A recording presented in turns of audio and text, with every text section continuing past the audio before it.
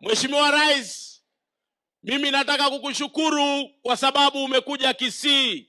Si mara ya kwanza, sio mara ya pili, si ya tatu, si ya nne, si ya tano, bali umekuja Kisii mara nyingi.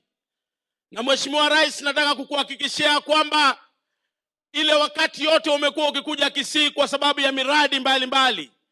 Nataka kukuambia ile miradi yote wewe kama Rais wa Jamhuri ya Kenya umekuwa ukianzisha, ile miradi inaendelea sawa sawa.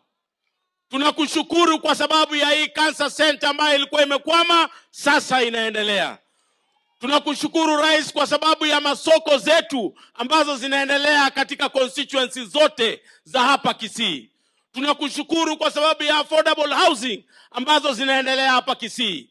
Na haswa Mheshimiwa Rais, leo nimesimama hapa nikikushukuru zaidi kwa sababu juzi tukiwa bungeni na tulikuwa tumekuja tukakuomba tukiwa na hawa wabunge wote, ile barabara ambayo inatoka Kericho inakuja Kaplong, inakuja Keroka, inakuja hapa Kisii School, inaingia Kisii, inaenda Oyugis, umetuhakikishia ya kwamba ile barabara itakuwa dual ili watu wetu waweze kujisaidia. Zile ajali zilikuwa barabara ziishe na watu wetu ambao ni wakulima waweze kusaidika.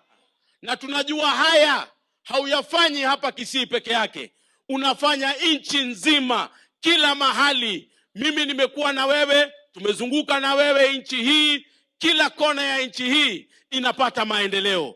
Mheshimiwa Rais, kwa sababu ya hayo, sisi kama viongozi na sisi kama watu wa Kisii tunataka kukuhakikishia ya kwamba sisi tutatembea na wewe, kwa sababu wewe umetembea na sisi.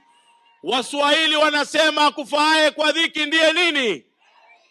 Akufaaye kwa dhiki ndiye nini?